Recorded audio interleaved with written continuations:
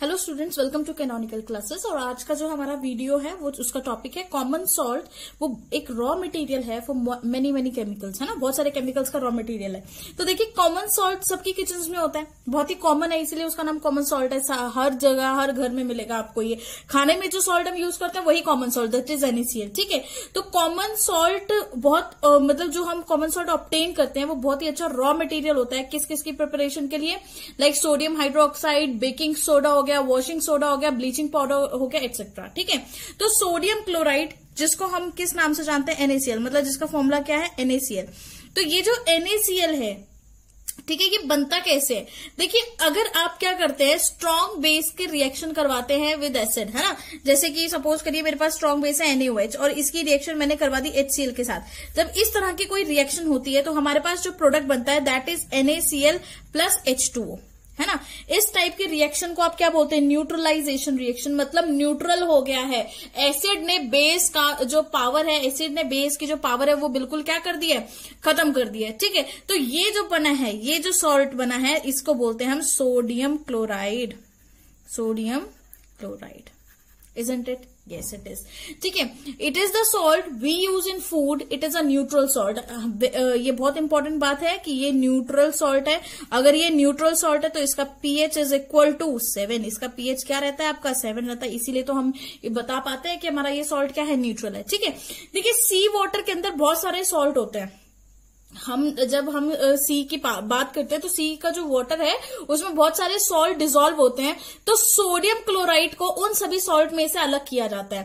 ठीक है, जो क्रिस्टल्स होते हैं बड़े बड़े, हमें ब्राउन कलर के देखने को मिलते हैं। क्योंकि आप बोल रहे होगे, सोच रहे होगे कि सॉल्ट तो हमारा व्हाइट कलर का होता है, लेकिन सी के अंदर से जो निकलते हैं वो तो गंदे गंदे से, ब्लैकिश ब्राउनिश से, ठीक है, अजीब से कलर के निकलते हैं। तो होता क्या है, जो ये बड़े बड़े क्रिस्टल्स हैं जो ब्राउन कलर के हैं, वो ब्राउन इसलिए हैं क्योंकि उनके अंदर इम्प्योरिटी प्रेजेंट है और उस इम्प्योरिटी के साथ उसको बोला जाता है रॉक सॉल्ट। ठीक है, तो ये जो बेड्स हैं रॉक सॉल्ट के, वो कहां बनते हैं, सीज में बनते हैं ऑफ बायगोन एजेस, ड्राइड अप, मतलब बहुत सारे टाइम से, सदियों से वहां पे सूखता जा रहा है वो पानी। तो वहां पर क्या होता है, इवेपोरेशन की वजह से पानी तो उड़ जाता है, नीचे क्या रह जाता है, सॉल्ट रह जाता है। ठीक है, तो rock salt is mined like a coal. Rock salt को किसकी तरह हम माइंड करते हैं, कोल की तरह। जैसे कोल को खोद के निकाला जाता है ना, वैसे ही रॉक सॉल्ट्स को भी खोद के निकाला जाता है। ठीक है, तो इट्स वेरी इंपॉर्टेंट। ये क्या है, सोडियम क्लोराइड आपका कॉमन सॉल्ट होता है, इसी को कॉमन सॉल्ट भी बोला जाता है। This is a common salt, common salt. और टेबल सॉल्ट भी यही है ना, जिसको हम बोलते हैं ना एक टेबल सॉल्ट, हाँ वो यही होता है। नेक्स्ट, ये किसके लिए प्रिपरेशन में यूज करता है, that is sodium hydroxide. Next chemical जिसकी प्रिपरेशन में हम इसको यूज करेंगे, तो फर्स्ट केमिकल जो मैं ले रही हूं that is sodium hydroxide. Sodium hydroxide, ठीक है, सोडियम हाइड्रोक्साइड के लिए। तो जब इलेक्ट्रिसिटी को पास करते हैं हम aqueous solution of sodium chloride, मतलब आपने क्या किया, आपने कंटेनर लिया और उस कंटेनर में आपने क्या कर दिया, एक कैथोड बना दी, एक एनोड बना दी। ठीक है, सिंपल एक सॉल्यूशन लो, उसमें से इलेक्ट्रिसिटी पास करो और वो सॉल्यूशन किसका होगा, सोडियम क्लोराइड का होगा। हम सोडियम क्लोराइड का सॉल्यूशन ले रहे हैं और उस सॉल्यूशन को क्या बोला जाता है, कॉल्ड ब्राइन, है ना। तो हम क्या लिखेंगे, brine solution. What is brine solution, brine solution, ये बहुत इंपॉर्टेंट है, ये नाम से ही पूछ लिया जाता है। व्हाट इज ब्राइन सॉल्यूशन, किसको बोलते हैं brine solution, aqueous solution of sodium chloride. Aqueous solution of sodium chloride. ठीक है, ये क्या है, एक्चुअल में एक्वस सॉल्यूशन है सोडियम क्लोराइड का। तो होगा क्या, सबसे पहले आपने क्या करना है, इलेक्ट्रिसिटी को पास करना है इस एक्वस सॉल्यूशन में से सोडियम क्लोराइड के। ये क्या शो करेगा, डिकम्पोजिशन शो करेगा। ठीक है, हमने लिया ब्राइन सॉल्यूशन, यहां पे लिखते हैं ब्राइन सॉल्यूशन। ठीक है, हमने क्या की, इसमें से इलेक्ट्रिसिटी पास की, इलेक्ट्रिसिटी क्या की हमने, पास की। जब हमने से इलेक्ट्रिसिटी हमने जब इसमें से पास की तो हमारे पास जो प्रोडक्ट होगा वो डिकम्पोजिशन स्टार्ट हो जाएगी। ठीक है, decomposes to form sodium hydroxide. ये क्या हो जाएगा, इलेक्ट्रिसिटी पास, तो ये डिकम्पोज होगा। और अगर ये डिकम्पोज हो जाएगा, मतलब ब्राइन सॉल्यूशन इलेक्ट्रिसिटी पास होने से डिकम्पोज हुआ, डिकम्पोज होने के बाद उसने क्या बना दिया, सोडियम हाइड्रोक्साइड। वेरी इंपॉर्टेंट, क्या बनाएगा, सोडियम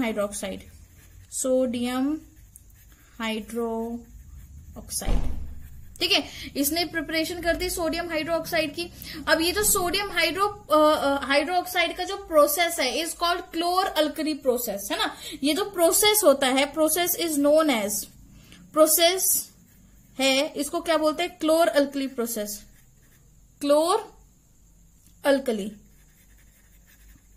प्रोसेस। इस प्रोसेस को क्या बोला जाता है, क्लोर अल्कली प्रोसेस बोला जाता है। क्यों बोला जाता है इस प्रोसेस को क्लोर अल्कली प्रोसेस, जस्ट बिकॉज क्योंकि यहां पे क्लोरीन भी बन रहा है और अल्कली भी बन रही है, मतलब बेस की प्रोडक्शन हो रही है। ठीक है, तो अब जरा देख लेते हैं कि किस तरह से रिएक्शन से हमें और अच्छे से समझ में आएगा कि किस तरह से बेस की प्रोडक्शन हुई। अब देखिए सिंपली अगर हम कोई रिएक्शन लेते हैं, जैसे कि मान लो कि हमने क्या लिया, NaCl, किसी और पेन से लिख के दिखाती हूँ मैं आपको। हमने लिया NaCl, है ना, NaCl, और इसकी हमने क्या कर दी, इलेक्ट्रोलिसिस, जो कि वाटर की प्रेजेंस में ही होती है इलेक्ट्रोलिसिस। एक्वस सॉल्यूशन लिया था ना, तो ये आपका एक्वस है, इसको हम लिख देते हैं लिक्विड है। इसकी इलेक्ट्रोलिसिस होगी तो प्रोडक्ट क्या बनेगा, NaOH। प्रोडक्ट क्या बनेगा, NaOH प्लस क्लोरीन गैस का एवोल्यूशन होगा, प्लस H2 हाइड्रोजन गैस का भी एवोल्यूशन होगा। ठीक है, अब बहुत इंपॉर्टेंट चीज जो आपको यहां पर याद रखनी है वो ये है कि क्लोरीन जो है is given of at anode. Chlorine कहां पे निकलती है, ठीक है, chlorine releases at anode, releases at anode, okay, and hydrogen releases at cathode. बहुत इंपॉर्टेंट पॉइंट है, इस पे क्वेश्चंस आते हैं आपके 1 मार्क्स के क्वेश्चन जरूर बनते हैं कि क्लोरीन कहां पे गिवन ऑफ होती है, chlorine given of at anode and hydrogen gas at cathode. और जो सोडियम हाइड्रोक्साइड है ये सॉल्यूशन में रह जाता है। ठीक है, sodium hydroxide remains in solution, NaOH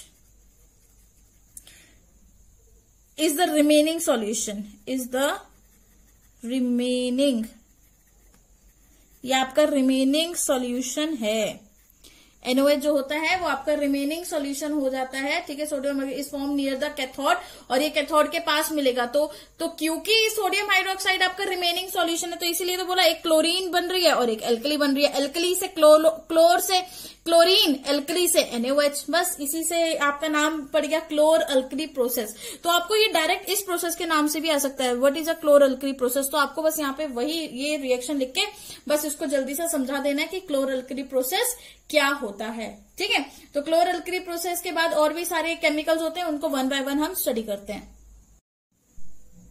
Another compound which is formed with the help of common salt is bleaching powder, जिसका फॉर्मूला क्या है, CaOCl2। ठीक है, इसको क्लोरो हाइपोक्लोराइड भी बोलता है। क्लोरो रिप्रेजेंटिंग क्लोरीन, ठीक है, हाइपो रिप्रेजेंटिंग के जो बीच में O आ गया, और क्लोराइड। ठीक है, तो ये आपका सिंपली क्या होगा, कैल्शियम क्लोरो हाइपोक्लोराइड, कैल्शियम नहीं लिखा यहाँ पे, कैल्शियम क्लोरो हाइपोक्लोराइड। ठीक है, तो क्लोरो हाइपो क्या मतलब है कि इन दोनों के बीच में क्या आ गया, ऑक्सीजन आ गया, वही रिप्रेजेंट कर रहा है। तो आपका सिंपल कैल्शियम क्लोरो हाइपोक्लोराइड या फिर क्लोराइड ऑफ लाइम, इसको क्लोराइड ऑफ लाइम के नाम से भी जाना जाता है। तो एक्चुअल में ये जो मिक्सचर होता है, ये मिक्सचर किसका होता है, ठीक है, ये जो मिक्सचर है वो होता है CaOCl2.4H2O। ठीक है, ये एक्चुअल मिक्सचर तो आपका ये है, this is an actual mixture, actual mixture.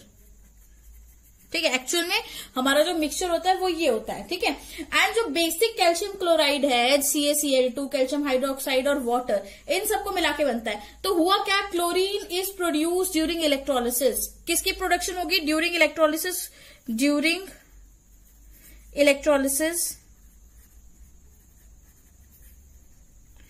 Chlorine is produced. ठीक है, जब इलेक्ट्रोलिसिस होती है तो किसकी प्रोडक्शन होती है, आपकी क्लोरीन की प्रोडक्शन होती है। ड्यूरिंग इलेक्ट्रोलिसिस क्लोरीन की प्रोडक्शन हो गई। ठीक है, क्लोरीन बनी कहां से बनी, during electrolysis chlorine is produced किससे, मतलब इलेक्ट्रोलिसिस हमने करी किससे, NaCl की इलेक्ट्रोलिसिस करी थी, जो लास्ट हमने देखा था ना। तो NaCl की इलेक्ट्रोलिसिस करने से, NaCl की जब हमने इलेक्ट्रोलिसिस करी थी तो हमने क्या किया था, एक्वस NaCl लिया था, इसमें हमने H2O लिक्विड डाल दिया था, डाला था कि नहीं, तो मेरे पास प्रोडक्ट बना था NaOH plus Cl2 plus H2। तो यहां से जो ये क्लोरीन प्रोड्यूस हुई है, दिस क्लोरीन, ठीक है, ये वाली क्लोरीन प्रोड्यूस हो रही है इलेक्ट्रोलिसिस से। हम यहाँ पे सिंपली कर क्या रहे हैं, इलेक्ट्रोलिसिस कर रहे हैं, इलेक्ट्रोलिसिस मतलब इलेक्ट्रिसिटी की हेल्प से इसकी ब्रेकेज कर रहे हैं। ठीक है, तो देखिए हुआ क्या कि NaCl से आपको क्लोरीन मिल गई। अब ये जो क्लोरीन है ये NaCl, यहाँ पे ब्राइन सॉल्यूशन भी लिख सकते हो, कई जगह बुक्स में आपको ब्राइन सॉल्यूशन ही मिलेगा, तो कंफ्यूज नहीं होना है, बस इतना याद रखना है। ठीक है, तो अब क्या होगा कि जो क्लोरीन गैस है इसको यूज करेंगे for a manufacturing of bleaching powder. ठीक है, it is use, chlorine is used for preparation of CaOCl2। ठीक है, ब्लीचिंग पाउडर की प्रिपरेशन के लिए यूज करते हैं इसको।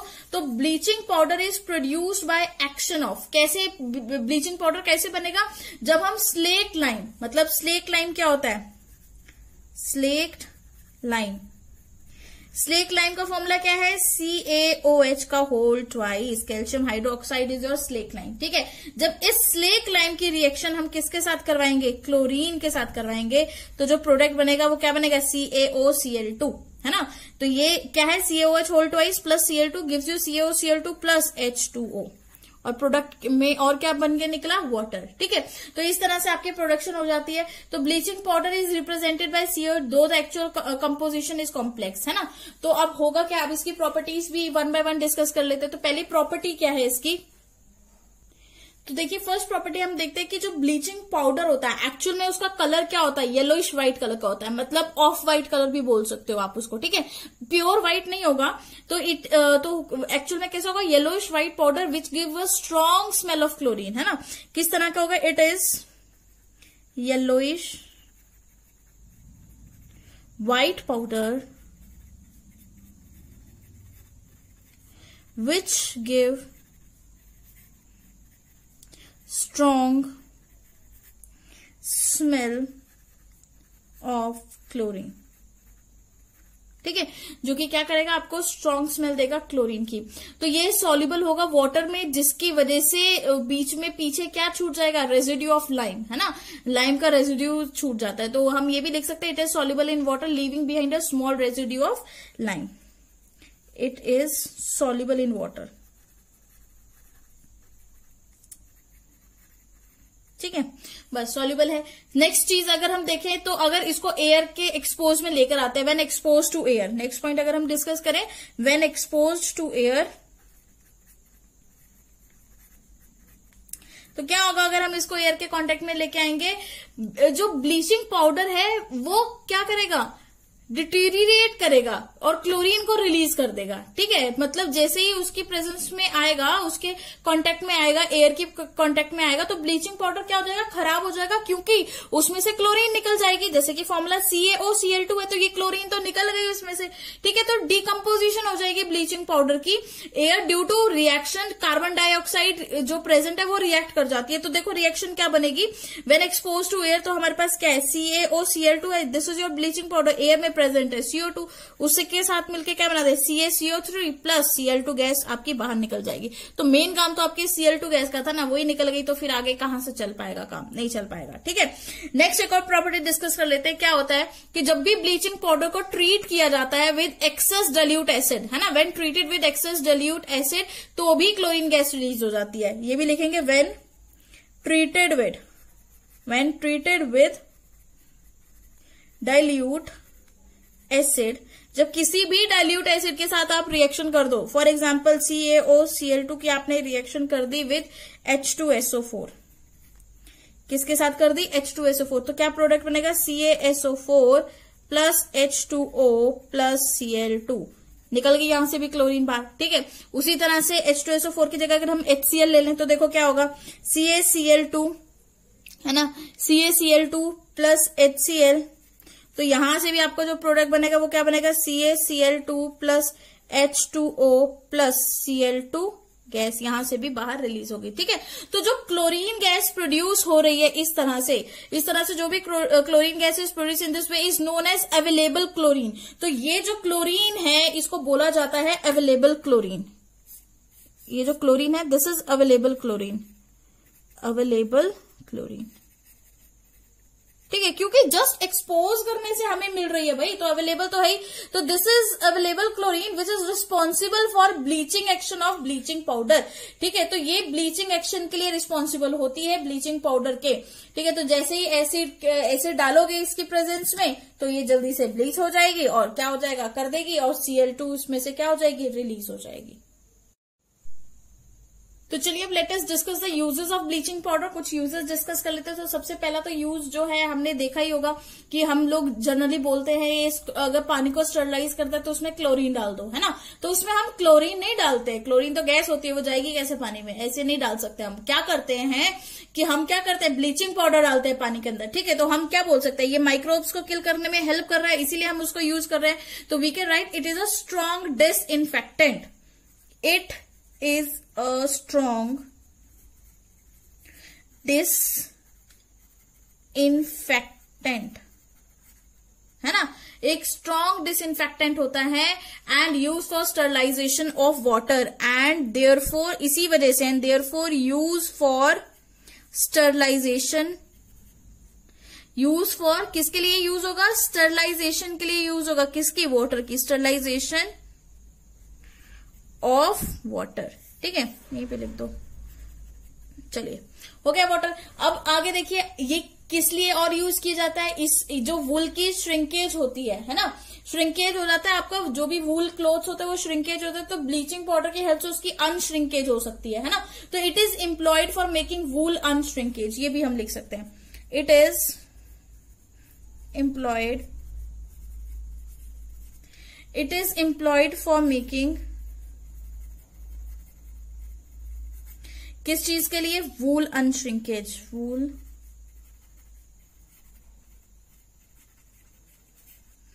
For wool unshrinkage. Okay, next it is also used as an oxidizing agent in many chemical industry. Okay, next point है it is used an oxidizing agent, it is also an oxidizing agent, oxidizing agent की तरह भी behave करता है, मतलब होता ही है, बहुत अच्छा ऑक्सीडाइजिंग एजेंट होता है, तो बिहेव क्या करेगा। नेक्स्ट और एक और देखा जाए तो बहुत इंपॉर्टेंट चीज, तो इसका सबसे मेन जो ब्लीच, जो हम बोलते हैं कपड़ा हमारा ब्लीच हो गया है, ठीक है, तो वो प्रॉपर्टी क्या है, ब्लीचिंग पाउडर को यूज किया जाता है for bleaching cotton and linen textiles, है ना। It is used for bleaching cotton and linen textiles. ठीक है, जब इनको कलर करना होता है या इनका कलर ब्लीच करना होता है ना, कुछ इस तरह से काम करना पड़ता है हमें। ठीक है, तो हम क्या करते हैं, ब्लीचिंग पाउडर का यूज करते हैं। वुड में भी यूज हो सकता है, पेपर पल्प में भी यूज हो सकता है, और बहुत सारे डेलिकेट आर्टिकल्स जैसे कि सिल्क हो गया, वूल हो गया, स्ट्रॉ हो गया। ठीक है, ये जो मतलब हमारे जो डेलिकेट आर्टिकल्स होते हैं ये इससे ब्लीच नहीं होंगे, लेकिन जो हार्ड आर्टिकल्स होते हैं वो इससे ब्लीच हो जाते हैं। These are likely to be damage. तो ये क्या हो जाते हैं आपके, जो सिल्क, वूल, स्ट्रॉ, ये जो मतलब बहुत ही सॉफ्ट से आर्टिकल्स हैं, या हम बोले आर्टिकल्स जो मतलब बहुत ही सॉफ्ट से मान लो आप, ठीक है, उनको ब्लीचिंग पाउडर से हम नहीं कर सकते ब्लीच। क्यों नहीं कर सकते, क्योंकि ब्लीचिंग पाउडर का इफेक्ट इतना ज्यादा स्ट्रांग होता है कि वो क्या करेगा, उस पूरे आर्टिकल को खराब कर देगा इंस्टेड ऑफ उसको ब्लीच करने के। ठीक है, तो हम यहाँ पे इंक्लूड कर सकते हैं वुड एंड पेपर पल्प। तो हमने इसका भी कलर अगर निकालना है, इसको भी अगर हमें ब्लीच करना है, तो हम क्या करेंगे, वुड एंड पेपर पल्प में ब्लीच कर देंगे उसको with the help of bleaching powder with the formula CaOCl2।